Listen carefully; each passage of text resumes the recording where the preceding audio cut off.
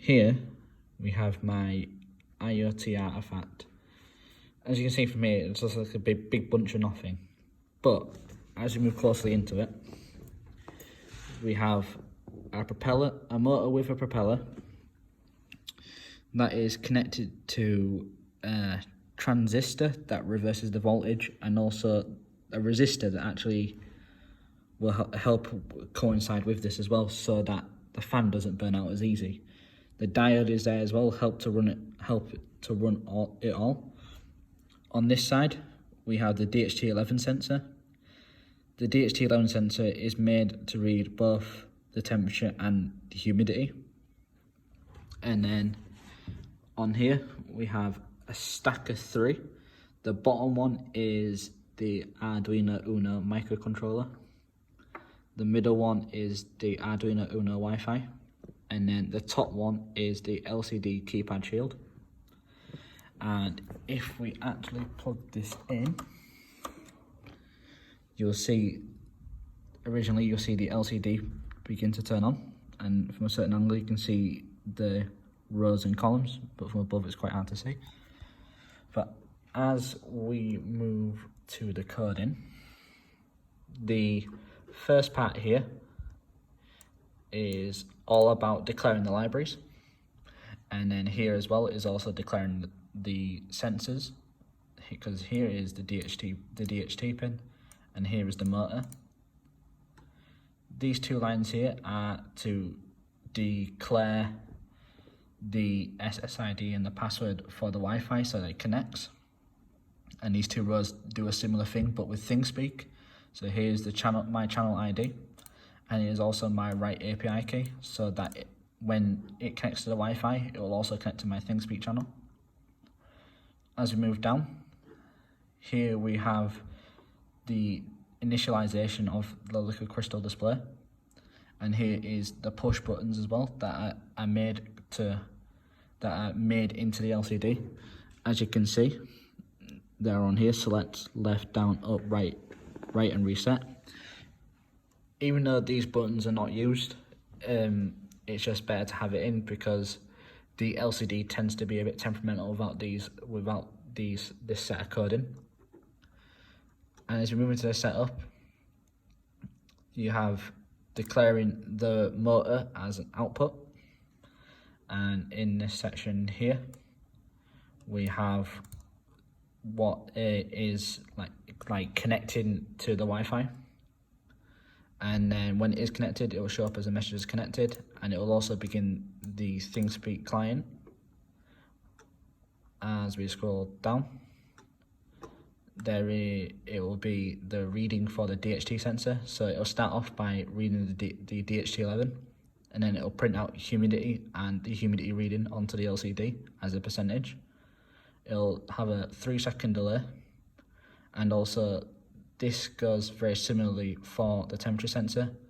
However, the DHT11, for the humidity for the DHT11 will start at 00, which is the first row in the first column, and however the temperature sensor will start below it, but it will also post the temperature and the temperature reading onto the LCD. And in this little section in between is an if statement that says if the temperature is above 26 degrees, then the motor will turn on. And these last 3 pieces of code is it's like a 3-in-1. So it will post your temperature readings to ThingSpeak.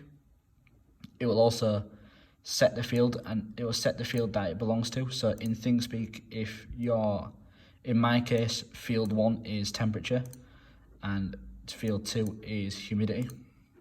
And then this line here will write all the readings into these specific fields. And the third part of it is that it also prints on the serial monitor as well. So if I press upload up here, it's uploading. Done uploading. And if I press the serial monitor up here, should say connecting CS, yeah. So connecting to CS is the SSID for the Wi-Fi.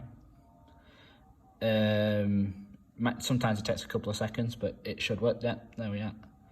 And it should. So 25 and 49. That is also shown on the LCD also. And as it was said over here, if the if statement was if the temperature is over 26 degrees, so I'm going to hold this down so it heats up a little bit. So if the temperature is over 26 degrees, the fan will turn on. So if I keep this holded for a couple of seconds, it should turn on. Right, so my hands are a bit sweaty, so that's why the humidity is going up, but the temperature sensor sometimes seems to be a bit temperamental. So if I just keep that holded. Right, so it's on 26, so the fan should essentially turn on. Oh, right, so just a moment. Let me just put my fan back together. 1 second. The propeller has fallen off. Oh, just trying to get it in and out of the sensor. Right, so just hold that there. There we go. Right, as you see, it's at 27 degrees, so it is higher than 26.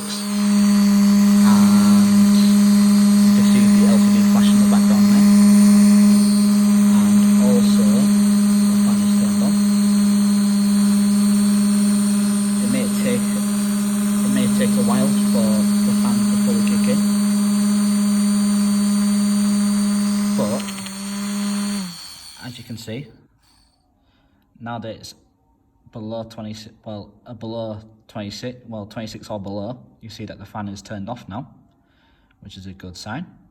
So now if I go to up here, if you go to, I believe it's Chrome, yep.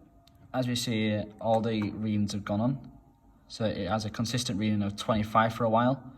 And then as I heated it up, it went up to 26, 27. And then as I let go, it went back down to 26.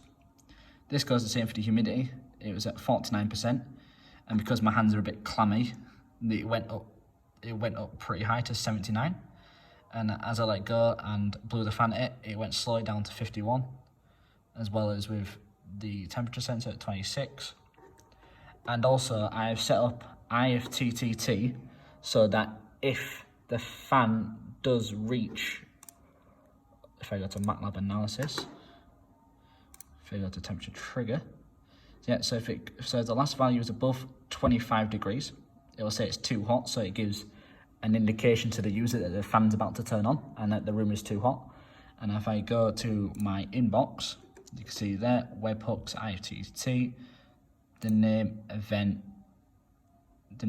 temperature has occurred on webhooks, and it says temperature too hot, the room needs to cool down.